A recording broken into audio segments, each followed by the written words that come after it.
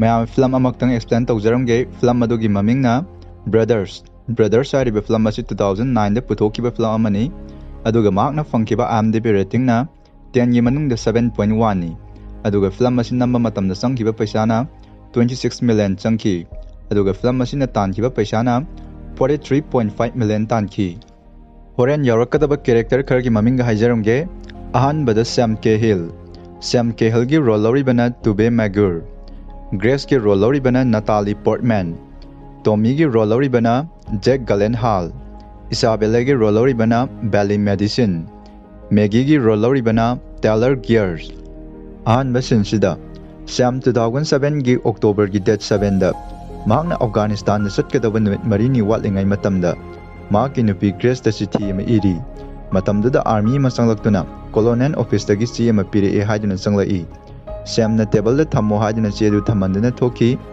Shyam major ꯖꯣꯟꯗ ꯉꯁꯥꯏ ꯃꯍꯥꯛꯅ ꯏꯈꯤꯕ ꯆꯤꯊꯤ ꯑꯗꯨ ꯄꯤꯗꯨꯅ ꯃꯁꯤ ꯅꯪꯅ ꯍꯧꯖꯤꯛ ꯃꯍꯥꯛꯀꯤ ꯃꯐꯝꯗ ꯌꯧꯍꯜꯂꯣꯏ ꯍꯥꯏꯅ ꯈꯜꯂꯤ ꯖꯣꯟꯅꯁꯨ ꯍꯣꯏ ꯃꯐꯝ ꯑꯗꯨꯗ ꯂꯩꯕ ꯃꯇꯝꯗ ꯇꯦꯛꯇ ꯉꯥꯝꯗꯕ ꯑꯣꯏꯌꯨ ꯅꯪꯅ ꯑꯃꯨꯛ ꯍꯜꯂꯛꯄ ꯃꯇꯝꯗ ꯊꯦꯡꯅꯔꯁꯤ ꯍꯥꯏꯗꯨꯅ ꯆꯠꯈꯤ ꯁ꯭ꯌꯥꯝ ꯌꯨꯝꯗ ꯑꯃꯨꯛ ꯍꯜꯂꯛꯇꯨꯅ ꯃꯆꯥꯅꯨꯄꯤꯁꯤꯡ ꯑꯃꯗꯤ ꯒ꯭ꯔꯦꯁꯀ ꯎꯅꯔꯝꯃꯤ ꯃꯆꯥꯅꯨꯄꯤ ꯏꯖꯤꯗꯤ ꯀꯔꯤꯁꯨ ꯍꯔꯥꯎꯕꯒꯤ ꯃꯑꯣꯡ ꯇꯧꯔꯝꯗꯦ ꯃꯗꯨ ꯎꯕ ꯃꯇꯝꯗ ꯁ꯭ꯌꯥꯝꯅ ꯀꯔꯤ ꯅꯨꯡꯉꯥꯏꯇꯕ ꯂꯩꯔꯦ ꯏꯖꯤꯅ ꯀꯔꯤꯁꯨ ꯇꯧꯗꯦ ꯅꯪ ꯑꯃꯨꯛ ꯃꯐꯝ ꯑꯁꯤ ꯊꯥꯗꯣꯛꯀꯗꯧꯔꯦ ꯁ꯭ꯌꯥꯝ ꯃꯆꯥꯅꯨꯄꯤꯒꯤ ꯅꯨꯡꯉꯥꯏꯇꯕꯗꯨ ꯈꯪꯂꯗꯨꯅ ꯐꯥꯒꯤ ꯇꯧꯔꯝꯃꯤ ꯑꯗꯨꯒ ꯃꯆꯥꯅꯨꯄꯤ ꯑꯇꯣꯝꯕꯤꯁꯨ ꯑꯃꯨꯛ ꯆꯪꯂꯛꯇꯨꯅ ꯌꯥꯝꯅ ꯍꯔꯥꯎꯅ ꯂꯥꯡꯃꯤꯟꯅꯔꯝꯃꯤ ꯒ꯭ꯔꯦꯁꯁꯨ ꯑꯃꯨꯛ ꯆꯪꯂꯛꯇꯨꯅ ꯂꯥꯛꯑꯣ ꯅꯈꯣꯏꯒꯤ ꯗꯦꯗꯤꯗꯨ ꯆꯠꯍꯟꯈ꯭ꯔꯣ ꯏꯁꯥꯕꯦꯂꯦꯅ ꯃꯍꯥꯛ ꯃꯐꯝ ꯑꯁꯤꯗꯩꯁꯤꯗ ꯑꯗꯨꯝ ꯂꯩꯍꯟꯕꯤꯌꯨ ꯒ꯭ꯔꯦꯁꯅ ꯁ꯭ꯌꯥꯝꯗ ꯍꯣꯏ ꯅꯪ ꯃꯐꯝ ꯑꯁꯤꯗꯩꯁꯤꯗ ꯑꯗꯨꯝ ꯂꯩꯕ ꯉꯝꯂꯣꯏꯗ꯭ꯔꯥ ꯁ꯭ꯌꯥꯝꯅ ꯃꯍꯥꯛꯅ ꯍꯪꯂꯤꯕꯗꯨꯒꯤ ꯄꯥꯎꯈꯨꯝꯗ ꯄꯤꯗꯕꯤꯗ ꯑꯩꯒꯤ ꯏꯅꯥꯎꯅꯨꯄꯥꯗꯨ ꯃꯐꯝ ꯑꯗꯨꯗ ꯑꯃꯨꯛ ꯂꯩꯔꯔꯣꯏ ꯒ꯭ꯔꯦꯁꯅ ꯃꯍꯥꯛꯅ ꯅꯪ ꯄꯥꯝꯗꯦ ꯇꯣꯃꯤ ꯖꯦꯜꯗꯒꯤ ꯊꯥꯗꯣꯔꯛꯄꯒꯤ ꯄꯨꯊꯣꯔꯛꯄ ꯃꯇꯝꯗ ꯂꯩꯍꯧꯔꯤꯕꯁꯤꯡꯗꯨꯅ ꯇꯣꯃꯤ ꯕꯦꯡꯛ ꯑꯃꯒ ꯂꯨꯠ ꯇꯧꯔꯨꯔꯣ ꯑꯗꯨꯒ ꯄꯩꯁꯥꯁꯤꯡꯗꯨ ꯑꯩꯒꯤ ꯏꯅꯥꯛꯇ ꯑꯃꯨꯛ ꯄꯣꯔꯛꯑꯣ ꯍꯥꯏꯗꯨꯅ ꯀꯟꯅ ꯂꯥꯎꯅ ꯍꯧꯋꯤ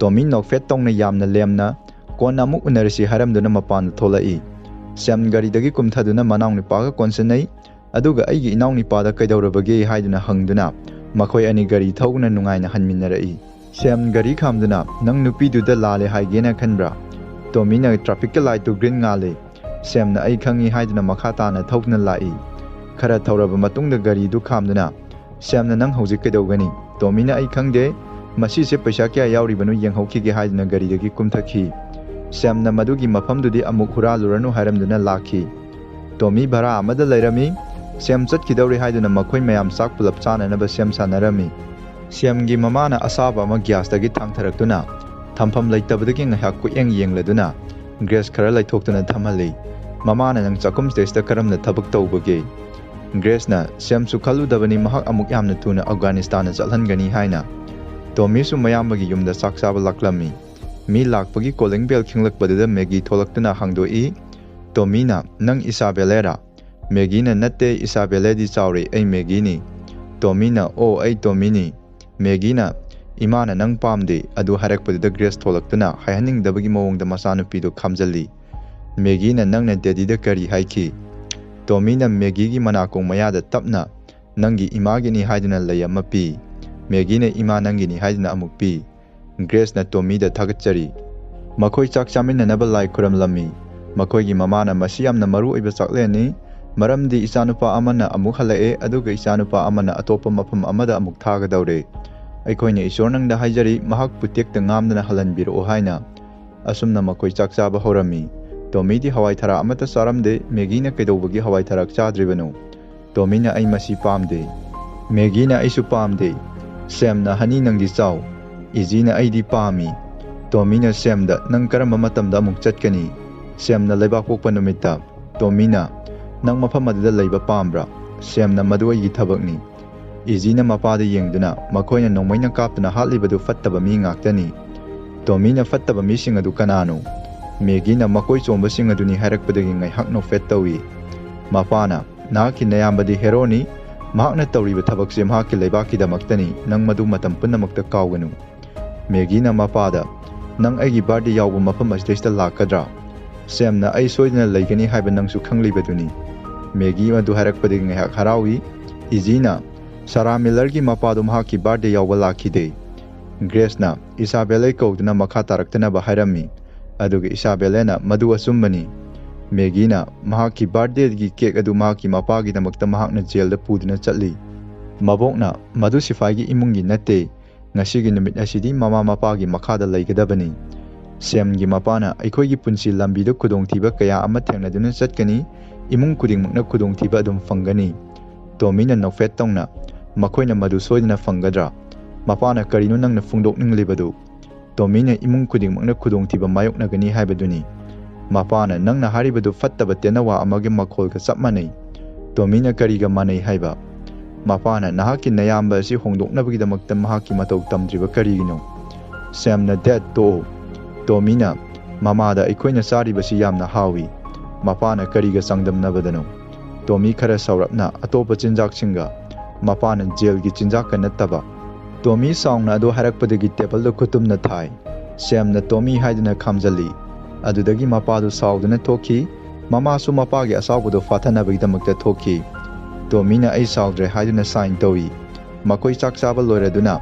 Sam-na Tommy thindorai, Tommy-na mapana tholaktuna mayambagi mamangda churup chammi. Sam-na Tommy-da khudongthiba pumnamakdagi lapna layu. Tommy-na hoi haiduna thoki, aduga amuk Sam-da nangsu mafam aduda laiba matamda tekta ngamdaba oyu hairamduna chatki. Sam bathroom-da changlaktuna mahakki luhongbagi khudoptu lokthokduna Grace-da piraduna madu manghanganu.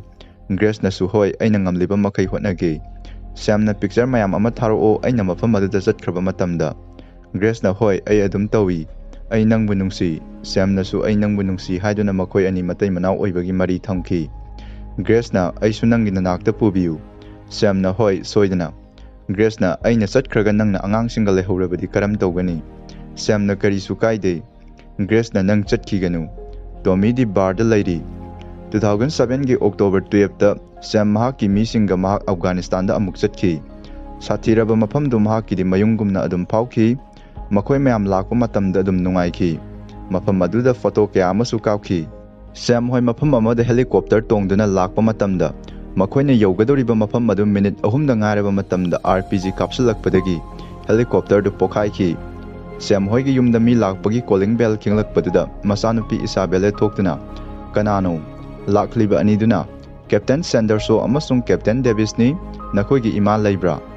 Isabelle na lay iruluzari lakliba aniduna aikoigi damakta nangna mahakpu kaubigira. Matamduda Grace kumtharai lakliba makoi anidu uba matamda Grace di kari thokrabano haibadu khanglammi.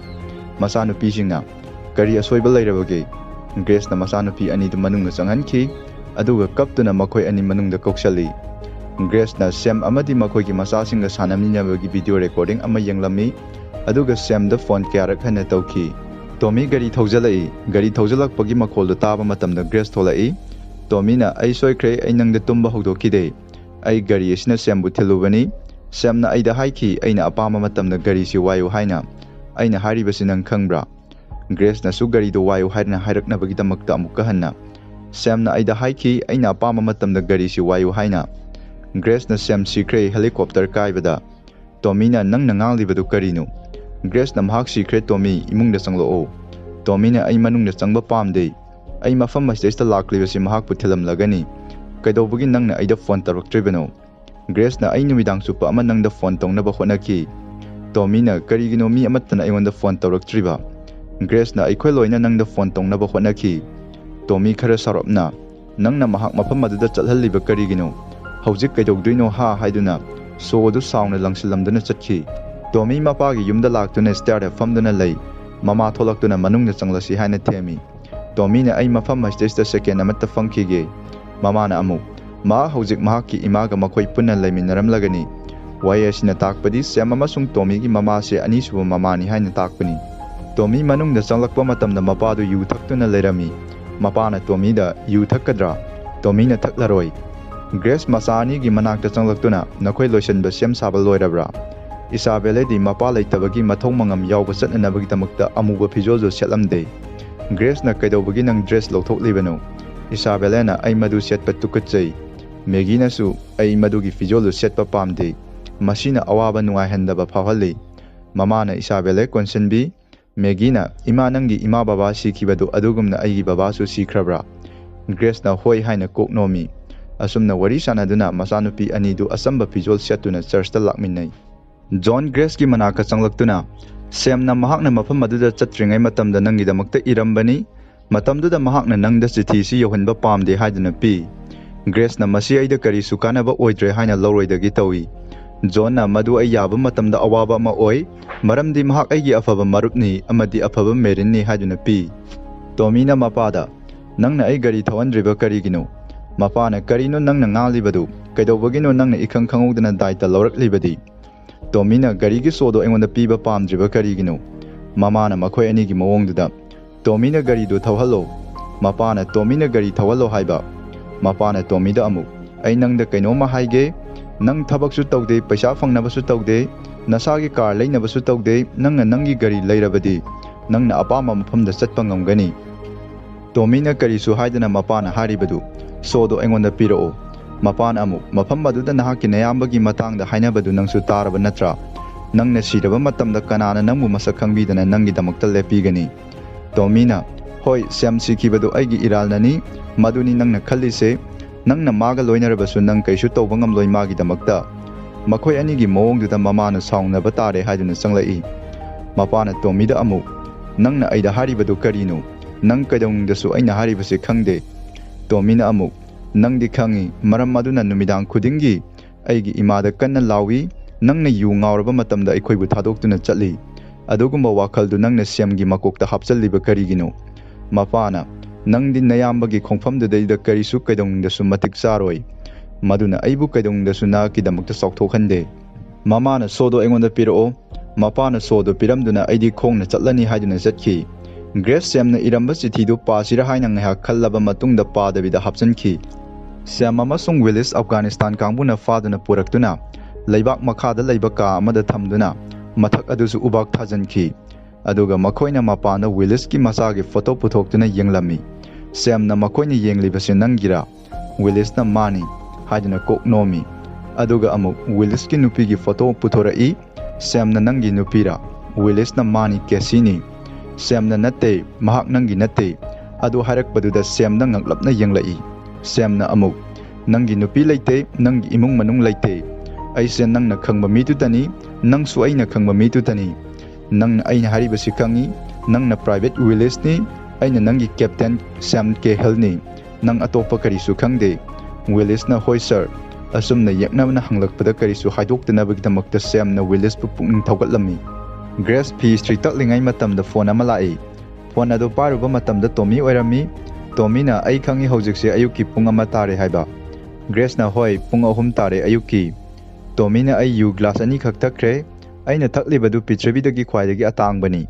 $47 tare ai madu piramdana karam tawguna mafam asi thadokuna lakani dukan mapusnesna aibu phajale ai thadokpa yadre Grace na karamba bardanu hangduna mafam adudai dalai Tommy na dukan mapududai da khaiduna leirami Grace mafam aduda changlaktuna maki paisado kya tarabage bar mapuduna 47 tare aduga glass ani masu thugaikre Grace na 50 se lawro yarabra mapuduna ai paisagi karisu khande mahak mafam asidagi puthokro natrabadi police kauragani Tommy karisu khandana makha tana khai leibaduda Grace na khon khara wanglapna ayuki pung ahum sida gari manungda gari parking da angang ani masu tumduna leiribani nang madu fagini haina khanbra adu harakpadagi Tommy ikairap tongna makoi pulap hanminarakuna angangsing manungda pusalli Tommy tumlingai matamna Maggie changlaktuna Uncle Tommy hogatlo haina hodoklami Tommy na nangna tawribadu tokpa yabra Maggie na ai imagi pancakes yamlibani tokpa yadi aigi ichena aingonda hairakpani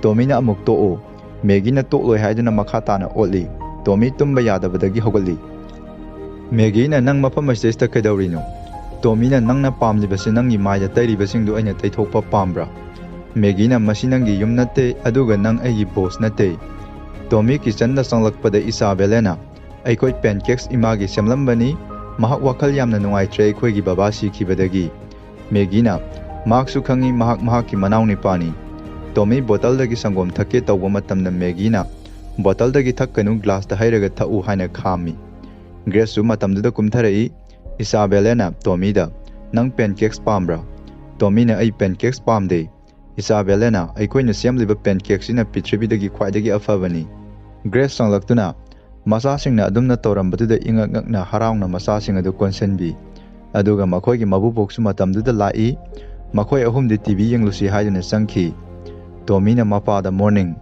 ꯃꯄꯥꯅ ꯄꯦꯟꯀꯦꯛꯁ ꯄꯥꯝꯕ꯭ꯔꯥ? ꯇꯣꯃꯤꯅ ꯍꯣꯏ, ꯂꯩꯃꯥꯏꯗ ꯑꯃ ꯇꯥꯔꯒ ꯂꯩꯔꯦ, ꯅꯪꯅ ꯄꯥꯝꯂꯕꯗꯤ ꯃꯗꯨ ꯈꯨꯡꯒꯠꯂꯨ꯫ ꯃꯄꯥꯅ ꯇꯣꯃꯤꯗ ꯍꯥꯏꯐꯦꯠ ꯌꯦꯡꯂꯗꯨꯅ ꯂꯐꯣꯏ ꯃꯀꯨ ꯑꯃ ꯈꯨꯡꯒꯠꯂꯤ, ꯑꯗꯨꯒ ꯑꯃꯨꯛ, ꯅꯪ ꯃꯐꯝ ꯑꯁꯤꯗꯩꯁꯤꯗ ꯀꯩꯗꯧꯔꯝꯕꯅꯣ? ꯇꯣꯃꯤꯅ, ꯃꯈꯣꯏꯅ ꯄꯦꯟꯀꯦꯛ ꯁꯦꯝꯈꯤꯕꯅꯤ꯫ ꯃꯄꯥꯅ, ꯑꯩ ꯃꯃꯥꯡꯒꯤ ꯊꯣꯛꯈꯤꯕ ꯊꯧꯗꯣꯛꯁꯤꯡꯁꯤꯗ ꯑꯩ ꯑꯄꯪꯕ ꯊꯕꯛ ꯈꯔ ꯇꯧꯈ꯭ꯔꯦ, ꯑꯗꯨ ꯑꯣꯏꯕ ꯇꯥꯔꯒꯁꯨ ꯑꯩ ꯅꯉꯣꯟꯗ ꯒꯥꯔꯤ ꯊꯧꯕ ꯌꯥꯕꯒꯤ ꯑꯌꯥꯕꯗꯨꯗꯤ ꯄꯤꯈꯤ꯫ ꯇꯣꯃꯤꯅ ꯍꯣꯏ, ꯑꯩ ꯈꯪꯏ, ꯑꯗꯣ ꯁꯦꯝꯅ ꯑꯩꯗꯒꯤ ꯍꯦꯟꯅ ꯁ꯭ꯃꯥꯔꯠ ꯑꯣꯏꯕ ꯍꯦꯜꯂꯤ ꯍꯥꯏꯕꯁꯨ ꯑꯩ ꯈꯪꯏ꯫ ꯃꯄꯥꯅ ꯍꯣꯏ, ꯁ꯭ꯃꯥꯔꯠꯀꯤ ꯃꯇꯥꯡꯗ ꯑꯩ ꯍꯥꯏꯗꯦ, ꯈꯪꯗꯦ, ꯃꯍꯥꯛ ꯂꯝꯖꯦꯟ ꯌꯥꯝꯅ ꯐꯠꯈꯤꯗꯦ꯫ ꯏꯁꯇꯣꯟꯒꯤ ꯃꯥꯌꯣꯛꯇ ꯁꯥꯟꯅꯈꯤꯕ ꯒꯦꯝꯗꯨ ꯅꯤꯡꯁꯤꯡꯂꯤꯕ꯭ꯔꯥ? ꯅꯪꯁꯨ ꯍꯩꯊꯣꯏ ꯁꯤꯡꯊꯣꯏꯕ ꯈꯔ ꯂꯩ, ꯃꯗꯨ ꯅꯪꯁꯨ ꯈꯪꯏ, ꯑꯗꯨꯕꯨ ꯅꯪꯗꯤ ꯃꯇꯝ ꯄꯨꯝꯅꯃꯛꯇ ꯇꯨꯃꯤꯟꯅ ꯂꯩ꯫ ꯃꯍꯥꯛꯀ ꯅꯍꯥꯛꯀ ꯈꯦꯠꯅꯩ꯫ ꯁꯦꯝꯗꯤ ꯃꯍꯥꯛ ꯇꯨꯃꯤꯟꯅ ꯂꯩꯇꯦ ꯍꯥꯏꯗꯨꯅ ꯐꯝꯗꯨꯅ ꯀꯞꯄꯤ꯫ ꯇꯣꯃꯤꯅ ꯗꯦꯗ, ꯃꯍꯥꯛꯄꯨ ꯑꯃꯨꯛ ꯍꯟꯅ ꯄꯨꯔꯛꯅꯕꯒꯤꯗꯃꯛꯇ ꯑꯩꯒꯤ ꯈꯧꯔꯤꯁꯦ ꯀꯛꯊꯠꯀꯅꯤ꯫ ꯃꯄꯥꯅ ꯅꯨꯡꯉꯥꯏꯇꯕ ꯋꯥꯔꯤꯗꯨ ꯇꯣꯛꯇꯨꯅ, ꯃꯍꯥꯛꯅ ꯆꯥꯛꯈꯨꯝꯁꯤꯗꯩꯁꯤꯗ ꯀꯔꯝ ꯇꯧꯅ ꯊꯕꯛ ꯇꯧꯔꯤꯕꯅꯣ? ꯁꯦꯝ ꯍꯣꯏ ꯑꯍꯣꯕ ꯑꯃꯗꯒꯤ USA ꯒꯤ ꯍꯦꯂꯤꯀꯣꯞꯇꯔ ꯄꯥꯏꯔꯛꯄꯗꯨ ꯎꯔꯝꯃꯤ꯫ ꯋꯤꯂꯤꯁꯅ ꯃꯈꯣꯏ ꯑꯩꯈꯣꯏꯕꯨ ꯌꯦꯡꯕ ꯂꯥꯛꯄꯅꯤ ꯍꯥꯏꯗꯨꯅ ꯅꯨꯡ ꯑꯃꯅ ꯎꯕꯥꯛꯇꯨ ꯐꯛꯇꯣꯛꯅꯕꯒꯤꯗꯃꯛꯇ ꯊꯣꯝꯒꯠꯂꯤ, ꯑꯗꯨꯒ ꯃꯊꯛꯇꯒꯤ AK-47 ꯑꯃ ꯊꯤꯟꯊꯔꯛꯏ꯫ ꯃꯗꯨ ꯎꯕꯗꯒꯤ ꯃꯈꯣꯏ ꯑꯅꯤ ꯍꯟꯗꯣꯛꯏ꯫ ꯋꯤꯂꯤꯁꯅ ꯑꯩꯈꯣꯏ ꯑꯃꯨꯛꯀ ꯇ꯭ꯔꯥꯏ ꯇꯧꯁꯤꯔꯥ? ꯁꯦꯝꯅ ꯍꯧꯖꯤꯛ ꯌꯥꯔꯔꯣꯏ꯫ ꯃꯈꯣꯏꯅ ꯐꯛꯀꯦ ꯇꯧꯕ ꯎꯕꯥꯛꯇꯨꯒꯤ ꯃꯊꯛꯇ ꯑꯆꯧꯕ ꯅꯨꯡ ꯑꯃ ꯅꯟꯁꯤꯟꯗꯨꯅ ꯊꯝꯂꯝꯃꯤ꯫ ꯒ꯭ꯔꯦꯁ ꯌꯨꯝꯗ ꯍꯜꯂꯛꯄ ꯃꯇꯝꯗ ꯒꯥꯔꯤ ꯑꯃ ꯈꯥꯝꯗꯨꯅ ꯂꯩꯔꯝꯃꯤ꯫ ꯀꯔꯤꯅꯣ ꯀꯅꯥꯒꯤꯅꯣ ꯈꯔ ꯉꯛꯂꯞꯅ ꯆꯪꯂꯛꯄ ꯃꯇꯝꯗ ꯃꯤ ꯃꯌꯥꯝ ꯑꯃ ꯊꯕꯛ ꯇꯧꯗꯨꯅ ꯂꯩꯔꯝꯃꯤ꯫ ꯇꯣꯃꯤꯅ ꯃꯈꯣꯏꯒꯤ ꯃꯃꯤꯡ ꯇꯥꯛꯏ꯫ ꯒ꯭ꯔꯦꯁꯅ ꯀꯔꯤꯅꯣ ꯇꯧꯔꯤꯕꯁꯦ? ꯇꯣꯃꯤꯅ ꯑꯩꯈꯣꯏ ꯅꯪꯒꯤꯗꯃꯛꯇ ꯀꯤꯆꯟꯁꯦ ꯁꯦꯝꯂꯝꯕꯅꯤ꯫ ꯒ꯭ꯔꯦꯁꯅ ꯇꯣꯃꯤ ꯃꯈꯣꯏ ꯃꯌꯥꯝꯒꯤ ꯃꯅꯥꯛꯇꯒꯤ ꯀꯧꯊꯣꯛꯇꯨꯅ, ꯃꯁꯤ ꯅꯪꯅ ꯑꯩꯒꯤꯗꯃꯛꯇ ꯇꯧꯔꯤꯕ꯭ꯔꯥ? ꯇꯣꯃꯤꯅ ꯃꯥꯅꯤ ꯍꯥꯏꯕꯒꯤ ꯃꯑꯣꯡ ꯇꯧꯕꯗꯨꯗ ꯒ꯭ꯔꯦꯁ ꯃꯈꯣꯏ ꯃꯌꯥꯝꯒꯤ ꯃꯅꯥꯛꯇ ꯑꯃꯨꯛꯀ ꯊꯣꯛꯂꯛꯇꯨꯅ, ꯀꯣꯐꯤ ꯄꯥꯝꯕ꯭ꯔꯥ? ꯀꯣꯐꯤ ꯅꯠꯇ꯭ꯔꯒꯁꯨ ꯀꯔꯤ ꯀꯔꯤ ꯄꯥꯝꯃꯤ? ꯅꯨꯄꯥ ꯑꯅꯤꯗꯨꯅ ꯌꯥꯔꯒꯅꯤ꯫ ꯒ꯭ꯔꯦꯁ ꯈꯤꯇꯪ ꯆꯠꯄ ꯍꯧꯔꯛꯄꯒ ꯅꯨꯄꯥ ꯑꯃꯅ, ꯕꯤꯌꯥꯔꯗꯤ ꯄꯥꯝꯕ ꯌꯥꯏ꯫ ꯅꯨꯄꯥ ꯑꯃꯅꯁꯨ ꯑꯃꯨꯛ, ꯑꯩꯁꯨ ꯕꯤꯌꯥꯔꯗꯤ ꯄꯥꯝꯃꯤ꯫ ꯋꯤꯂꯤꯁꯅ ꯁꯦꯝꯗ, ꯃꯈꯣꯏꯗ ꯀꯔꯤꯒꯨꯝꯕ ꯑꯃꯠꯇ ꯍꯥꯏꯒꯅꯨ ꯍꯥꯏ꯫ ꯅꯪꯅ, ꯃꯈꯣꯏꯅ ꯑꯩꯈꯣꯏꯗ ꯀꯔꯤꯁꯨ ꯑꯃꯠꯇ ꯍꯥꯏꯗꯦ, ꯀꯔꯤꯁꯨ ꯑꯃꯠꯇ ꯍꯪꯗꯦ, ꯃꯈꯣꯏꯅ ꯑꯩꯈꯣꯏꯕꯨ ꯆꯔꯥ ꯍꯦꯜꯍꯜꯂꯦ꯫ ꯁꯦꯝꯅ ꯑꯁꯥꯎꯕꯗꯨ ꯐꯥꯊꯧ ꯄ꯭ꯔꯥꯏꯚꯦꯠ꯫ ꯋꯤꯂꯤꯁꯅ, ꯑꯩꯈꯣꯏ ꯃꯐꯝ ꯑꯁꯤꯗꯩꯁꯤꯗ ꯂꯩꯔꯛꯂꯤꯕꯁꯦ ꯊꯥ 2 ꯍꯦꯜꯂꯦ꯫ ꯅꯪꯅ ꯑꯩꯕꯨ ꯀꯔꯤꯒꯤ ꯀꯂꯝꯂꯤꯕꯅꯣ? ꯑꯩ ꯏꯁꯤꯡꯗ ꯏꯔꯥꯛꯅꯕ ꯃꯇꯝꯗ ꯅꯪꯅ ꯑꯩꯒꯤ ꯇꯨꯡ ꯏꯟꯅꯔꯛꯇꯨꯅ ꯑꯩꯕꯨ ꯀꯂꯝꯂꯤꯕ ꯀꯔꯤꯒꯤꯅꯣ? ꯑꯩ ꯏꯁꯤꯡ ꯑꯗꯨꯗ ꯏꯔꯥꯛꯅꯗꯨꯅ ꯁꯤꯔꯝꯕꯅ ꯍꯦꯟꯅ ꯐꯩ꯫ ꯁꯦꯝꯅ ꯃꯍꯥꯛꯀꯤ ꯑꯁꯥꯎꯕꯗꯨ ꯐꯥꯊꯅꯕꯒꯤꯗꯃꯛꯇ, ꯉꯁꯤ ꯀꯔꯤ ꯅꯨꯃꯤꯠꯅꯣ? ꯋꯤꯂꯤꯁꯅ ꯃꯨꯟꯅ ꯈꯟꯗꯨꯅ, ꯊꯥꯡꯖꯅꯤ꯫ ꯁꯦꯝꯅ ꯑꯃꯨꯛ, ꯍꯧꯖꯤꯛꯁꯦ ꯀꯔꯝꯕ ꯃꯇꯝꯅꯣ? ꯋꯤꯂꯤꯁ ꯑꯍꯣꯕꯗꯒꯤ ꯌꯦꯡꯗꯨꯅ, ꯅꯨꯡꯊꯤꯜꯅꯤ꯫ ꯃꯈꯣꯏ ꯐꯥꯔꯤꯕ ꯃꯤꯁꯤꯡꯗꯨꯁꯨ ꯁꯥꯎꯅꯕꯒꯨꯝꯅ ꯌꯥꯝꯅ ꯋꯥ ꯀꯟꯅ ꯉꯥꯡꯅꯗꯨꯅ ꯃꯈꯣꯏꯒꯤ ꯃꯅꯥꯛꯇ ꯆꯪꯂꯛꯇꯨꯅ ꯃꯈꯣꯏꯗ ꯌꯦꯡꯂꯗꯨꯅ ꯄꯩꯁꯥ ꯄꯤꯅꯩ, ꯑꯗꯨꯒ ꯃꯈꯣꯏ ꯑꯅꯤ ꯒꯥꯔꯤꯗ ꯍꯥꯞꯇꯨꯅ ꯂꯥꯛꯏ꯫ ꯋꯤꯂꯤꯁꯅ, ꯅꯈꯣꯏꯅ ꯑꯩꯈꯣꯏꯒꯤ ꯀꯣꯛ ꯀꯛꯀꯗꯧꯔꯤꯕ꯭ꯔꯥ ꯍꯥꯏꯅ ꯍꯪꯉꯤ꯫ ꯁꯦꯝꯅ, ꯋꯥ ꯑꯃꯠꯇ ꯉꯥꯡꯒꯅꯨ꯫ ꯑꯁꯨꯝꯅ ꯃꯈꯣꯏ ꯑꯅꯤ ꯒꯥꯔꯤꯗ ꯍꯥꯞꯇꯨꯅ ꯄꯨꯔꯛꯂꯕ ꯃꯇꯨꯡꯗ ꯃꯐꯝ ꯑꯃꯗ ꯑꯃꯨꯛꯀ ꯄꯨꯊꯣꯛꯇꯨꯅ ꯂꯦꯞꯍꯜꯂꯤ꯫ ꯃꯇꯝꯗꯨꯗ ꯃꯈꯣꯏꯒꯤ ꯃꯤ ꯑꯃ ꯄꯨꯊꯣꯔꯛꯏ꯫ ꯅꯨꯄꯥ ꯑꯗꯨꯅ ꯃꯈꯣꯏꯒꯤ ꯂꯤꯗꯔꯗ ꯍꯥꯏꯖꯩ꯫ ꯋꯤꯂꯤꯁ ꯑꯃꯁꯨꯡ ꯁꯦꯝꯒꯤ ꯃꯅꯥꯛꯇ ꯅꯨꯄꯥ ꯑꯃ ꯆꯪꯂꯛꯇꯨꯅ ꯅꯨꯄꯥꯗꯨꯅ ꯍꯥꯏꯖꯔꯤꯕꯁꯤꯡ ꯑꯗꯨ ꯏꯪꯂꯤꯁꯇ ꯑꯃꯨꯛꯀ ꯍꯟꯗꯣꯛꯇꯨꯅ ꯃꯈꯣꯏ ꯑꯅꯤꯗ ꯈꯪꯍꯜꯂꯝꯃꯤ꯫ ꯅꯨꯄꯥꯗꯨꯅ, ꯑꯩ ꯁꯦꯇꯦꯂꯥꯏꯠ ꯁꯤꯖꯤꯟꯅꯗꯨꯅ ꯑꯩꯒꯤ ꯅꯨꯄꯤꯗ ꯐꯣꯟ ꯇꯧꯈ꯭ꯔꯦ꯫ ꯃꯍꯥꯛ ꯅꯥꯎꯄꯨꯔꯦ꯫ ꯑꯩꯅ ꯅꯪꯒꯤ ꯂꯩꯐꯝ ꯑꯃꯗꯤ ꯅꯪꯒꯤ ꯃꯤꯁꯟꯗ ꯈꯨꯗꯣꯡꯊꯤꯕ ꯇꯥꯍꯜꯂꯦ꯫ ꯑꯩꯈꯣꯏ ꯆꯞ ꯃꯥꯟꯅꯕ ꯏ ꯃꯔꯤ ꯉꯥꯛꯇꯅꯤ꯫ ꯁꯌꯤꯗꯁꯨ ꯑꯩꯒꯤ ꯏꯅꯥꯎꯅꯨꯄꯥꯒꯤ ꯃꯆꯥꯅꯤ ꯍꯥꯏꯗꯨꯅ ꯃꯍꯥꯛꯀꯤ ꯃꯔꯥꯜ ꯑꯗꯨ ꯉꯥꯛꯄꯤꯅꯅꯕꯒꯤꯗꯃꯛꯇ ꯃꯈꯣꯏꯒꯤ ꯂꯤꯗꯔꯗ ꯍꯥꯏꯖꯔꯝꯃꯤ꯫ ꯑꯗꯨꯕꯨ ꯃꯍꯥꯛꯀꯤ ꯍꯥꯏꯖꯕꯗꯨ ꯇꯥꯕꯤꯗꯅ ꯃꯐꯝ ꯑꯗꯨꯗ ꯃꯍꯥꯛꯄꯨ ꯍꯥꯠꯇꯣꯛꯈꯤ꯫ ꯂꯤꯗꯔꯗꯨꯅ ꯑꯃꯨꯛꯀ ꯍꯥꯏꯔꯛꯏ, ꯃꯁꯤ ꯑꯩꯈꯣꯏꯒꯤ ꯂꯩꯕꯥꯛꯅꯤ, ꯅꯈꯣꯏ ꯃꯐꯝ ꯑꯁꯤꯗꯩꯁꯤꯗ ꯂꯩꯕ ꯌꯥꯔꯣꯏ꯫ ꯃꯁꯤꯒꯤ ꯃꯦꯁꯦꯖ ꯑꯁꯤ ꯑꯃꯦꯔꯤꯀꯥꯗ ꯍꯥꯏꯌꯨ꯫ ꯅꯈꯣꯏ ꯃꯗꯨ ꯍꯥꯏꯒꯦꯔꯥ? ꯅꯠꯇ꯭ꯔꯕ ꯇꯥꯔꯒꯗꯤ ꯃꯗꯨ ꯍꯥꯏꯅꯕꯒꯤꯗꯃꯛꯇ ꯑꯩꯈꯣꯏꯅ ꯐꯣꯔꯁ ꯁꯤꯖꯤꯟꯅꯒꯅꯤ꯫ ꯃꯗꯨꯒꯤ ꯃꯇꯨꯡꯗ ꯁꯦꯝ ꯑꯃꯁꯨꯡ ꯋꯤꯂꯤꯁ ꯃꯈꯣꯏ ꯑꯅꯤ ꯇꯣꯉꯥꯟ ꯇꯣꯉꯥꯟ ꯊꯝꯈ꯭ꯔꯦ꯫ ꯒ꯭ꯔꯦꯁ ꯍꯤꯞꯂꯤꯉꯩ ꯃꯇꯝꯗ ꯃꯃꯥ ꯆꯪꯂꯛꯇꯨꯅ, ꯑꯉꯥꯡꯁꯤꯡ ꯍꯜꯂꯛꯑꯦ, ꯃꯈꯣꯏ ꯃꯈꯥꯗ ꯅꯨꯡꯉꯥꯏꯅ ꯂꯩꯍꯧꯔꯤ꯫ ꯒ꯭ꯔꯦꯁꯅ ꯀꯔꯤꯁꯨ ꯑꯣꯟꯊꯣꯔꯛꯇꯕꯗꯨꯗ ꯍꯌꯦꯡ ꯑꯃꯨꯛ ꯎꯅꯔꯁꯤ ꯍꯥꯏꯔꯝꯗꯨꯅ ꯊꯣꯛꯈꯤ꯫ ꯒ꯭ꯔꯦꯁ ꯃꯈꯥꯗ ꯀꯨꯝꯂꯛꯄ ꯃꯇꯝꯗ ꯇꯣꯃꯤ ꯍꯣꯏꯒ ꯃꯆꯥꯅꯨꯄꯤ ꯑꯅꯤꯒ ꯂꯣꯏꯅꯅ ꯀꯤꯆꯟꯒꯤ ꯐꯛꯂꯥꯡꯗꯨ ꯔꯪ ꯁꯪꯂꯝꯃꯤ꯫ ꯇꯣꯃꯤ ꯍꯣꯏꯒꯤ ꯃꯃꯥꯟꯅꯕ ꯑꯃꯅ ꯏꯁꯥꯕꯦꯂꯦꯗ, ꯅꯍꯥꯛꯀꯤ ꯕꯕꯥꯗꯨ ꯍꯥꯏꯁ꯭ꯀꯨꯜꯒꯤ ꯃꯇꯝꯗ ꯌꯥꯝꯅ ꯑꯐꯕ ꯐꯨꯠꯕꯣꯜ ꯄ꯭ꯂꯦꯌꯥꯔ ꯑꯃꯅꯤ꯫ ꯃꯍꯥꯛ ꯌꯥꯝꯅ ꯄꯤꯛꯏ, ꯑꯗꯨ ꯑꯣꯏꯕ ꯇꯥꯔꯕꯁꯨ ꯕꯦꯛ ꯊꯤꯡꯕ ꯃꯇꯝꯗ ꯌꯥꯝꯅ ꯍꯩꯈꯤ꯫ ꯑꯩꯅꯦ, ꯑꯦꯖꯦꯅꯦ, ꯑꯣꯋꯦꯅꯦ ꯑꯩꯈꯣꯏ ꯃꯍꯥꯛꯀꯤ ꯒꯦꯝ ꯑꯗꯨ ꯌꯦꯡꯕ ꯆꯠꯂꯤ꯫ ꯅꯪ ꯃꯍꯥꯛꯅ ꯁꯥꯟꯅꯕꯗꯨ ꯌꯦꯡꯅꯕꯒꯤꯗꯃꯛꯇ ꯈꯨꯗꯣꯡꯆꯥꯕ ꯐꯪꯈꯤꯕ꯭ꯔꯥ? ꯏꯁꯥꯕꯦꯂꯦꯅ, ꯐꯪꯈꯤꯗꯦ꯫ ꯃꯃꯥꯅ, ꯏꯖꯤ ꯅꯪꯗꯤ ꯌꯥꯝꯅ ꯋꯥꯡꯉꯦ ꯍꯥꯏꯗꯨꯅ ꯐꯥꯒꯤ ꯇꯧꯔꯝꯃꯤ꯫ ꯇꯣꯃꯤꯅ ꯒ꯭ꯔꯦꯁꯇ, ꯃꯈꯣꯏꯒꯤ ꯍꯣꯝꯋꯥꯔꯛ ꯀꯔꯤ ꯀꯔꯤ ꯂꯩ? ꯒ꯭ꯔꯦꯁꯅ, ꯀꯔꯤꯁꯨ ꯂꯩꯇꯦ꯫ ꯃꯦꯒꯤꯅ ꯁꯣꯏꯕꯗꯒꯤ ꯔꯪ ꯍꯥꯞꯄꯗꯨ ꯃꯈꯥꯗ ꯇꯥꯕꯗꯒꯤ, ꯃꯈꯥꯗ ꯂꯩꯔꯤꯕ ꯇꯣꯃꯤꯒꯤ ꯃꯃꯥꯟꯅꯕ ꯑꯃꯒꯤ ꯃꯊꯛꯇ ꯇꯥꯕꯗꯒꯤ ꯅꯨꯄꯥ ꯑꯗꯨ ꯍꯧꯒꯠꯂꯛꯇꯨꯅ, ꯃꯁꯤ ꯑꯩꯒꯤ ꯑꯅꯧꯕ ꯈꯣꯡꯒ꯭ꯔꯥꯎꯅꯤ꯫ ꯒ꯭ꯔꯦꯁꯅ ꯅꯨꯄꯥꯗꯨꯒꯤ ꯐꯤꯔꯣꯜꯗꯨ ꯍꯣꯡꯗꯣꯛꯅꯕꯒꯤꯗꯃꯛꯇ ꯎꯄꯨ ꯑꯃ ꯍꯥꯡꯗꯣꯛꯇꯨꯅ, ꯁꯦꯝꯒꯤ ꯐꯤꯔꯣꯜ ꯈꯔ ꯋꯥꯈꯜ ꯅꯨꯡꯉꯥꯏꯇꯅ ꯄꯨꯊꯣꯛꯂꯛꯇꯨꯅ ꯅꯨꯄꯥꯗꯨꯗ ꯄꯤ꯫ ꯅꯨꯄꯥꯗꯨꯅ ꯈꯣꯡꯒ꯭ꯔꯥꯎ ꯑꯃꯒ ꯐꯨꯔꯤꯠ ꯑꯃꯒ ꯍꯥꯏꯗꯨꯅ ꯈꯜꯂꯤ꯫ ꯒ꯭ꯔꯦꯁꯅ ꯂꯣꯏꯅ ꯂꯧꯔꯣ꯫ ꯅꯨꯄꯥꯗꯨꯅ ꯑꯩ ꯂꯣꯏꯅꯗꯤ ꯗꯔꯀꯥꯔ ꯑꯣꯏꯗꯦ꯫ ꯒ꯭ꯔꯦꯁ ꯀꯔꯤꯁꯨ ꯍꯥꯏꯔꯝꯗꯅ ꯆꯪꯈꯤ꯫ ꯅꯨꯄꯥꯗꯨꯅ ꯃꯍꯥꯛꯅ ꯃꯁꯤ ꯑꯩꯗ ꯂꯣꯏꯅ ꯄꯤꯔꯣꯏꯗꯕꯅꯤ꯫ ꯇꯣꯃꯤꯅꯁꯨ ꯂꯣꯏꯅ ꯂꯧꯔꯣ ꯍꯥꯏꯗꯨꯅ ꯅꯨꯡꯉꯥꯏꯇꯅ ꯊꯣꯛꯂꯛꯇꯨꯅ ꯊꯣꯡꯅꯥꯎ ꯃꯄꯥꯟꯗ ꯂꯦꯞꯇꯨꯅ ꯂꯩ꯫ ꯒ꯭ꯔꯦꯁꯇꯤ ꯐꯝꯗꯨꯅ ꯀꯞꯂꯤ꯫ ꯁꯦꯝꯒꯤ ꯃꯅꯥꯛꯇ ꯅꯨꯄꯥ ꯑꯃ ꯆꯪꯂꯛꯇꯨꯅ ꯏꯁꯤꯡ ꯍꯩꯖꯜꯂꯤ꯫ ꯑꯗꯨꯒ ꯂꯤꯗꯔꯗꯨꯒꯤ ꯃꯅꯥꯛꯇ ꯑꯃꯨꯛꯀ ꯄꯨꯁꯜꯂꯛꯇꯨꯅ ꯂꯤꯗꯔꯗꯨꯅ ꯅꯍꯥꯛꯀꯤ ꯃꯔꯨꯞ ꯑꯁꯤ ꯃꯇꯦꯡ ꯄꯥꯡꯕ ꯄꯥꯝꯕ꯭ꯔꯥ ꯍꯥꯏꯗꯨꯅ ꯃꯐꯝ ꯑꯃꯗ ꯑꯃꯨꯛꯀ ꯄꯨꯁꯜꯍꯟꯈꯤ꯫ ꯁꯦꯝꯅ ꯋꯤꯂꯤꯁꯇ ꯃꯈꯣꯏꯗ ꯀꯔꯤꯒꯨꯝꯕ ꯑꯃꯠꯇ ꯍꯥꯏꯒꯅꯨ, ꯅꯪꯒꯤ ꯄꯨꯟꯁꯤꯗꯨ ꯅꯪꯅ ꯍꯥꯏꯒꯗꯧꯔꯤꯕꯗꯨ ꯃꯗꯨꯒꯤ ꯃꯈꯥ ꯄꯣꯜꯂꯤꯕꯅꯤ꯫ ꯋꯤꯂꯤꯁꯀꯤ ꯃꯁꯥꯗ ꯌꯣꯠ ꯑꯁꯥꯕ ꯀꯌꯥ ꯑꯃ ꯊꯝꯗꯨꯅ ꯂꯥꯛꯅꯕꯗꯒꯤ ꯈꯥꯡꯕ ꯉꯝꯗꯗꯨꯅ ꯃꯈꯣꯏꯅ ꯍꯥꯏꯌꯨ ꯍꯥꯏꯕ ꯈꯨꯗꯤꯡꯃꯛ ꯂꯣꯏꯅ ꯍꯥꯏꯈꯤ꯫ ꯑꯩꯒꯤ ꯃꯤꯡ ꯄ꯭ꯔꯥꯏꯚꯦꯠ ꯖꯣ ꯋꯤꯂꯤꯁ, ꯑꯩ ꯌꯨꯅꯥꯏꯇꯦꯗ ꯁ꯭ꯇꯦꯠꯀꯤ ꯃꯦꯔꯤꯟ ꯀꯣꯔꯞꯅꯤ꯫ ꯑꯩꯅ ꯍꯥꯏꯈꯤ ꯑꯩꯅ ꯃꯐꯝ ꯑꯁꯤꯗꯩꯁꯤꯗ ꯂꯥꯛꯂꯤꯕꯁꯦ ꯑꯩꯒꯤ ꯀꯟꯇ꯭ꯔꯤꯒꯤꯗꯃꯛꯇꯅꯤ ꯍꯥꯏꯅ꯫ ꯑꯗꯨꯕꯨ ꯍꯧꯖꯤꯛ ꯑꯩ ꯈꯪꯉꯦ ꯃꯗꯨꯗꯤ ꯑꯐꯒꯥꯅꯤꯁꯇꯥꯟꯁꯦ ꯃꯈꯣꯏꯒꯤ ꯂꯝꯒꯤ ꯃꯤꯁꯤꯡꯒꯤꯅꯤ ꯍꯥꯏꯕ, ꯃꯐꯝ ꯑꯁꯤꯗꯩꯁꯤꯗ ꯑꯩꯈꯣꯏꯒꯤ ꯏꯊꯧ ꯀꯔꯤꯁꯨ ꯂꯩꯇꯦ ꯍꯥꯏꯕ꯫ ꯀꯦꯁꯤ, ꯑꯩ ꯅꯪꯕꯨ ꯅꯨꯡꯁꯤ꯫ ꯖꯣ ꯖꯨꯅꯤꯌꯔ, ꯅꯍꯥꯛꯀꯤ ꯅꯄꯥꯅ ꯅꯪꯕꯨ ꯅꯨꯡꯁꯤ꯫ ꯃꯗꯨꯒꯤ ꯚꯤꯗꯤꯑꯣꯗꯨ ꯁꯦꯝꯗꯁꯨ ꯌꯦꯡꯍꯜꯂꯝꯃꯤ꯫ ꯑꯗꯨꯒ ꯁꯦꯝꯗ ꯚꯤꯗꯤꯑꯣ ꯌꯦꯡꯍꯜꯂꯤꯕ ꯅꯨꯄꯥꯗꯨꯅ ꯅꯍꯥꯛꯀꯤꯁꯨ ꯅꯆꯥ 2 ꯂꯩ꯫ ꯒ꯭ꯔꯦꯁꯀꯤ ꯕꯥꯔꯗꯦ ꯅꯨꯃꯤꯠꯇ ꯃꯈꯣꯏꯒꯤ ꯀꯤꯆꯟ ꯑꯗꯨ ꯁꯦꯝꯕ ꯂꯣꯏꯗꯨꯅ ꯎꯠꯂꯝꯃꯤ꯫ ꯇꯣꯃꯤꯒꯤ ꯃꯃꯥ ꯃꯄꯥꯅꯁꯨ ꯇꯣꯃꯤꯕꯨ ꯊꯥꯒꯠꯂꯝꯃꯤ ꯃꯍꯥꯛꯅ ꯀꯤꯆꯟ ꯑꯗꯨ ꯁꯦꯝꯕꯤꯕꯒꯤꯗꯃꯛꯇ꯫ ꯇꯣꯃꯤ, ꯒ꯭ꯔꯦꯁ ꯃꯈꯣꯏ ꯃꯔꯤ ꯁ꯭ꯀꯦꯇꯤꯡ ꯄꯨꯟꯅ ꯁꯥꯟꯅꯃꯤꯟꯅꯅꯕꯒꯤꯗꯃꯛꯇ ꯂꯥꯛꯃꯤꯟꯅꯩ꯫ ꯃꯦꯒꯤ ꯍꯥꯟꯅ ꯆꯦꯟꯈꯤ꯫ ꯃꯈꯣꯏꯒꯤ ꯃꯃꯥꯡꯗ ꯆꯠꯂꯤꯕꯁꯤꯡ ꯑꯗꯨꯅ ꯃꯦꯒꯤꯗ ꯀꯔꯤꯅꯣ ꯅꯪꯅ ꯇꯧꯔꯤꯕꯗꯨ? ꯃꯦꯒꯤꯅ ꯁ꯭ꯀꯦꯇꯤꯡ ꯁꯥꯟꯅꯐꯝ ꯑꯗꯨ ꯑꯩꯅ ꯏꯃꯥꯗꯒꯤ ꯍꯥꯟꯅ ꯌꯧꯕ ꯄꯥꯝꯃꯤ꯫ ꯃꯁꯛ ꯈꯪꯗꯕ ꯃꯃꯥꯡꯒꯤ ꯑꯅꯤꯗꯨꯅ ꯅꯪ ꯃꯍꯥꯛꯄꯨ ꯉꯥꯏꯕꯅ ꯍꯦꯟꯅ ꯐꯠꯇꯕ꯭ꯔꯥ? ꯒ꯭ꯔꯦꯁ ꯃꯦꯒꯤ ꯇꯥꯟꯅꯈꯤ꯫ ꯏꯁꯥꯕꯦꯂꯥꯅ ꯃꯦꯒꯤꯁꯤ ꯃꯤ ꯈꯨꯗꯤꯡꯃꯛꯅ ꯂꯣꯏꯅ ꯅꯨꯡꯁꯤ꯫ ꯇꯣꯃꯤꯅ ꯅꯪꯅ ꯃꯗꯨ ꯍꯥꯏꯔꯤꯕ ꯀꯔꯤꯒꯤꯅꯣ? ꯏꯁꯥꯕꯦꯂꯥꯅ ꯃꯔꯝꯗꯤ ꯃꯍꯥꯛꯁꯤ ꯅꯨꯡꯁꯤꯕ ꯃꯤꯅꯤ꯫ ꯇꯣꯃꯤꯅ ꯇꯨꯔꯦꯜ ꯑꯃꯗ ꯌꯦꯡꯗꯨꯅ ꯑꯩꯈꯣꯏꯅ ꯑꯉꯥꯡ ꯑꯣꯏꯔꯤꯉꯩ ꯃꯇꯝꯗ ꯅꯪꯒꯤ ꯕꯕꯥꯅ ꯑꯩꯕꯨ ꯃꯐꯝ ꯑꯁꯤꯗꯒꯤ ꯀꯟꯕꯤꯈꯤ꯫ ꯅꯪꯁꯤ ꯅꯪꯒꯤ ꯕꯕꯥ ꯃꯥꯜꯂꯤ꯫ ꯏꯁꯥꯕꯦꯂꯥꯅ ꯑꯩꯕꯨ ꯏꯃꯥꯗꯤ ꯃꯥꯟꯗꯕ꯭ꯔꯥ? ꯇꯣꯃꯤꯅ ꯅꯪꯁꯨ ꯃꯤꯁꯤꯡꯅ ꯂꯣꯏꯅ ꯅꯨꯡꯁꯤ꯫ ꯑꯁꯨꯝꯅ ꯋꯥꯔꯤ ꯁꯥꯟꯅꯗꯨꯅ ꯂꯥꯛꯂꯕ ꯃꯇꯨꯡꯗ ꯃꯈꯣꯏꯅ ꯂꯥꯛꯂꯤꯕ ꯃꯐꯝ ꯑꯗꯨ ꯌꯧꯔꯕ ꯃꯇꯨꯡꯗ ꯃꯈꯣꯏ ꯃꯔꯤ ꯅꯨꯡꯉꯥꯏꯅ ꯁꯥꯟꯅꯃꯤꯟꯅꯈꯤ꯫ ꯒ꯭ꯔꯦꯁ ꯑꯃꯁꯨꯡ ꯇꯣꯃꯤ ꯃꯈꯣꯏ ꯑꯃꯨꯛ ꯌꯨꯝꯗ ꯍꯜꯂꯛꯂꯕ ꯃꯇꯨꯡꯗ ꯍꯧꯈ꯭ꯔꯕꯁꯤꯡꯒꯤ ꯃꯇꯥꯡꯗ ꯋꯥꯔꯤ ꯁꯥꯟꯅꯔꯤꯉꯩ ꯃꯇꯝꯗ ꯏꯈꯪ ꯈꯪꯍꯧꯗꯅ ꯒ꯭ꯔꯦꯁ ꯑꯃꯁꯨꯡ ꯇꯣꯃꯤ ꯃꯈꯣꯏ ꯑꯅꯤ ꯀꯤꯁ ꯇꯧꯈꯤ꯫ ꯑꯗꯨꯒ ꯋꯥꯈꯜ ꯑꯃꯃꯨꯛ ꯈꯜꯂꯛꯄꯗꯒꯤ ꯒ꯭ꯔꯦꯁ ꯃꯄꯥꯟꯗ ꯊꯣꯛꯈꯤ꯫ ꯒ꯭ꯔꯦꯁ ꯐꯃꯨꯡꯗ ꯍꯤꯞꯂꯕ ꯃꯇꯝꯗ ꯁꯦꯝꯅ ꯄꯤꯔꯝꯕ ꯆꯤꯊꯤꯗꯨ ꯄꯥꯁꯤꯔ ꯈꯜꯂꯗꯨꯅ ꯑꯃꯨꯛꯀꯁꯨ ꯄꯥꯗꯕꯤꯗ ꯍꯥꯞꯆꯤꯟꯈꯤ꯫ ꯋꯤꯂꯤꯁ ꯑꯃꯁꯨꯡ ꯁꯦꯝ ꯃꯁꯥꯗ ꯌꯣꯠ ꯑꯁꯥꯕ ꯊꯝꯗꯨꯅ ꯂꯥꯛꯅꯔꯝꯃꯤ꯫ ꯅꯣꯡꯉꯥꯜꯂꯒ ꯃꯈꯣꯏ ꯑꯅꯤ ꯃꯈꯣꯏ ꯃꯌꯥꯝꯒꯤ ꯃꯃꯥꯡꯗ ꯄꯨꯊꯣꯛꯇꯨꯅ ꯁꯦꯝꯗ ꯌꯣꯠꯀꯤ ꯄꯥꯏꯞ ꯑꯃ ꯄꯤꯔꯝꯃꯤ꯫ ꯃꯈꯣꯏꯅ ꯇꯧꯔꯤꯕ ꯈꯨꯗꯤꯡꯃꯛ ꯚꯤꯗꯤꯑꯣ ꯔꯦꯀꯣꯔꯗꯤꯡ ꯂꯣꯏꯅ ꯇꯧꯔꯝꯃꯤ꯫ ꯂꯤꯗꯔꯗꯨꯅ ꯁꯦꯝꯗ ꯃꯍꯥꯛ ꯍꯥꯠꯇꯣꯛꯎ, ꯃꯍꯥꯛ ꯀꯔꯤꯁꯨ ꯑꯩꯈꯣꯏꯗ ꯀꯥꯟꯅꯗ꯭ꯔꯦ, ꯑꯩꯈꯣꯏꯒꯤ ꯁꯤꯐꯥꯏꯁꯤꯡ ꯂꯨꯝꯅꯅꯕꯅꯤ, ꯆꯤꯟꯖꯥꯛ ꯑꯃꯁꯨꯡ ꯏꯁꯤꯡ ꯃꯥꯡꯅꯅꯕꯅꯤ, ꯃꯍꯥꯛ ꯍꯥꯠꯇꯣꯛꯎ꯫ ꯁꯦꯝ ꯑꯗꯨ ꯍꯥꯏꯔꯛꯄꯗꯒꯤ ꯌꯣꯠꯀꯤ ꯄꯥꯏꯞ ꯑꯗꯨ ꯂꯪꯊꯣꯛꯏ꯫ ꯅꯨꯄꯥ ꯑꯃꯅ ꯑꯃꯨꯛ ꯄꯥꯏꯞꯇꯨ ꯈꯨꯝꯒꯠꯂꯨ ꯍꯥꯏꯅ ꯅꯣꯡꯃꯩꯅ ꯅꯝꯃꯤ꯫ ꯂꯤꯗꯔꯗꯨꯅ ꯑꯃꯨꯛ ꯅꯪꯒꯤ ꯏꯃꯨꯡ ꯃꯅꯨꯡ ꯂꯩꯕ꯭ꯔꯥ? ꯃꯈꯣꯏ ꯑꯃꯨꯛ ꯍꯟꯅ ꯎꯅꯕ ꯄꯥꯝꯕ꯭ꯔꯥ?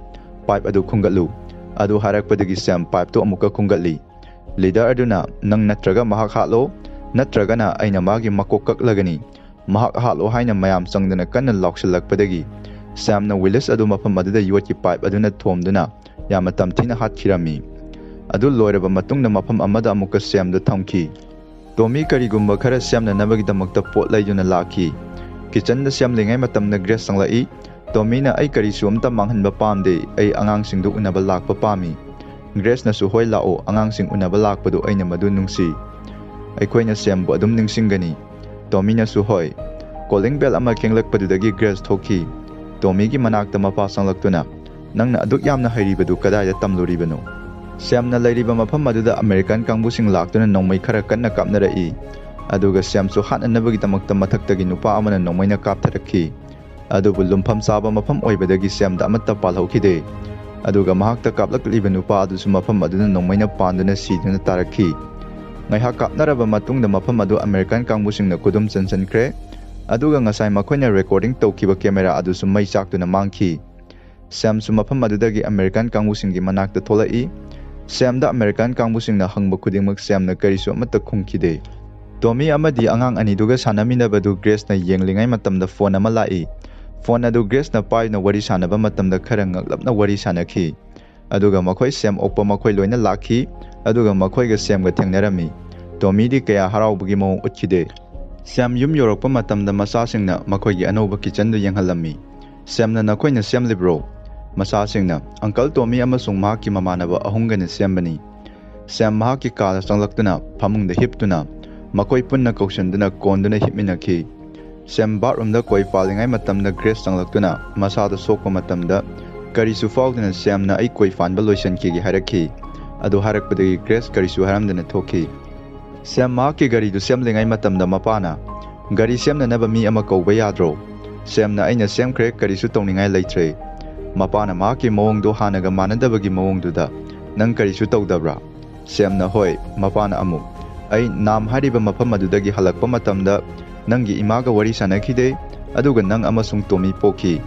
Ai kaidobagino khangkhide nangna aibu khangnanaba wari sanaba pamlabadi sanasi haiduna imungda changkhi.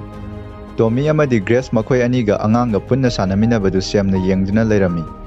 Tommy Samgi manaka changlakduna fami. Samna Tommy da nang makhoiga punna leiminabadu yamna fajai. Tommy karisu khumduna surup chami. Samna amuk nangna makhoibu yengsinbirambagidamakta yamna thagatli. Ai asumna tarongani haina khalude. Tommy na masi mahauksana lakpani nangi thaudoktuna aibu wakhal khalhankhi haiduna angangsingna sanabadu ngaihak yenglami. Samna amuk Tommy da Grace karigumba ama leibra nang mangonda sex tawbra. Tommy na yamna ngakna nangido aida fagi tawribra. Samna ai khangi nakhoina aibu sikre haina khali. Tommy na di tuo haiduna fagi ni haiduna noi. Samna Tommy aina nang mungakpigani. Tommy na Samda nangi koktu kaidorabage karina madu khalhalibano. Samna nakhoi anisi yengba matamda inkhalakpagi nungsinabado mali aina haribasi nang khangbra nang madu yadaba ngamloi. Nang aida hayu karino haiba. Ai khangi nang aigi yumda tungki haiba. Tommy na Sam haiduna makokka paiduna nali. Samna hey aibu apangba siganu. Tommy karisu khumkhide. Grace ki manakta Willis ki nupido laktuna wari sanarami. Aduga mahakki nungaitaba mang amagi matangda wari lirami. Kesina mahak sikraba matungda ai mahakpu kaukhide. Aigi mangda Joe Willis na ingonda yenglai. Aduga mahakna karigumba ama hainanaba hotnai. Adubu mahakki mayasing adu machimbandagi iga loinana tarakhi. Aina akoibaduda thiduna khungatli. Aduga nahakki nupadusu mafam aduda leptuna leramkhi. Mahakna aigi khutta yenglai. Aduga aigi khut paiduna aigi luhongbagi khudoptuda yengduna nokfet tawrakhi. Grace na mahakna kari harakhi. Kesina karisu harakhide nokfet khak tawba khaktani. Aigi mangda mahak hinglambadu yamna pamkhide. Adugi maramna mafam stage laktuna aigi mangdugi matangda ai soikre haina haijaba lakpani. Asum tawduna ai nungaitaba adum phawi. Aina mahakpu hatkhribasing adubu ngakpiba pami. Mapa leitraba Jo Junior si mahakki mapaga yamna manei haiduna masanupadu pamkhali. Aduga Sam kaurei. Samna su hai. Kesina nang mahak sibadu uhobra. Samna ude. Kesina nang kari takhi mahakna haiba. Ai khangi mahak thongna fai haiba. Sam karisu haiduna tumina laptuna lei. Kesina masanupada mahak ase Captain Cahill ni nangi babagi marupni. Adu haibaduda Sam nokfet tawi. Kesina amuk Samda nang afaba mini. Grace na su hanaga manadaba Samgi mawongduda chingnana munna yengki. Sam numidangda kitchen dugi kolik mayam singdu putoktuna amuka loisali. Aduga hui khonglakpaduda nomai satoktuna ko yengi. Sam nongalaga Major John gi manakta laktuna. Ai mafam aduda amuka hanba pami ai Sam saba madugidamakta loire. Aigi misingdu unaba darkar oi. John na nangi counseling du karam tawki. Sam na ai Thompson ui mafam aduda wari sanabada nungaiki amasung aigi misingdu ningsingi ai amuk hanba pami. John na adu nangi imung manungdi karam tawri. Sam na ai mafam aduda leiba pamde makhoina khangde makoi kanamtana khangde. John na matam khara laiko Sam nang fattaba mafam kayama nanthokuna laklibani. Aduga nahaki imung manungsu leiribanina.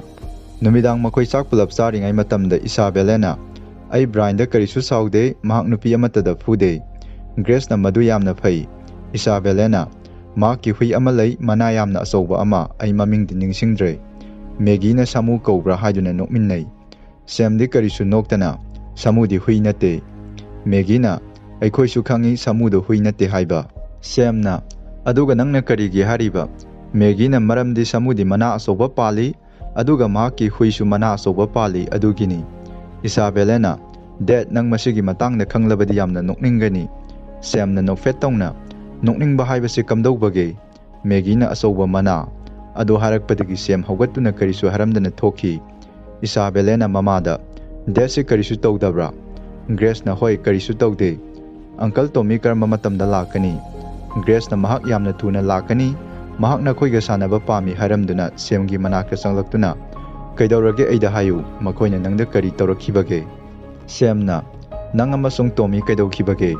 Grace na aikhoi kiskak tawki, ai nangbu ningsingi, aina nang sikre haina khallure aduna ai phamungdagi hendokhide. Sam na nangna aida haribadu asengbra. Grace na amuk nang kaidawrabage. Sam wakhal munna khanduna aina khali nangga Tommy ga aronba mari thamki haiduna adu haramduna yumdagi yamna thuna tholaktuna Willis ki mongphamda lakhi. Nongalaga halakpa matamda masanupi anidu sanarambadu uba matamda sangsalai.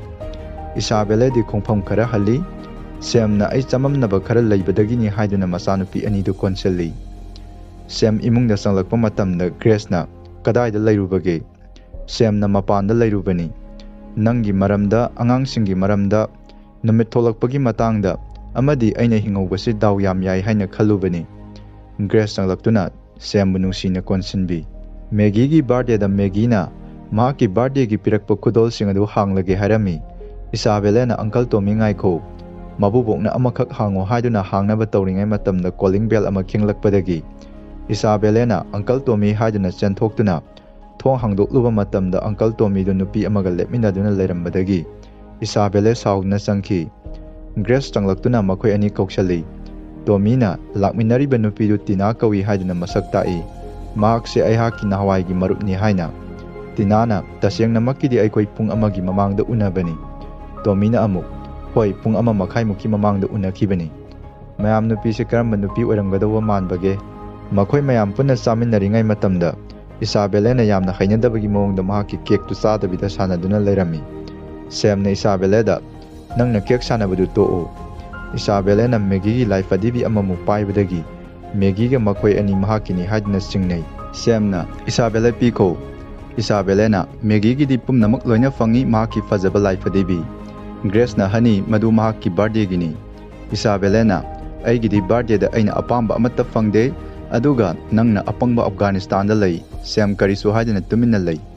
Tinaga makhoi wari sanaringai matamda Isabella na bol ama lauthaduna makol thohalami. Makolduna wari sanaba matamda ayetpa pirami. Sam na to'u haiba yadabadagi Sam sauna hogatuna bol adu thugai. Isabella na kaptuna nang sidriba karigino nangdi angawbani maduna imaga nanga tuminnabadagi Uncle Tommy ga imaga tuminnabana hena yami. Ima amasung Uncle Tommy matam punamakta arolba mari thami. Adu harakpadi ngaihak makhoi ingangakna tumin lainai. Asumna makhoi party du loisanduna mabubokki yumdagi halakhi. Isabella phamungda hiplaba matamna Grace sanglai. Isabella na ai soikre. Grace na nang madu karigidamakta haribano nangsu khanglibani madu asumba natte haiba. Isabella na ai dead pamde. Dead ki mahutta Uncle Tommy laibana hena fai. Maggie na su ai su pami. Grace na daddy na hena fagani. Isabella na asengba. Grace na hoi haramduna tholakpa matamda Sam du makoigi wal manakta nongmai paduna lumduna satpadu urami. Madu uba matamda Grace na mamada phone tawduna mahakna tawribasi karino haiba ai khangdre. Tommy yumdagi thoki mapana di madu nangi nathongna te haiduna chatkiganu haiduna khami. Mamana aikoi police kausi. Grace mathaktagi kumtharakpa matamda Sam du saisu ama paiduna famduna leirami.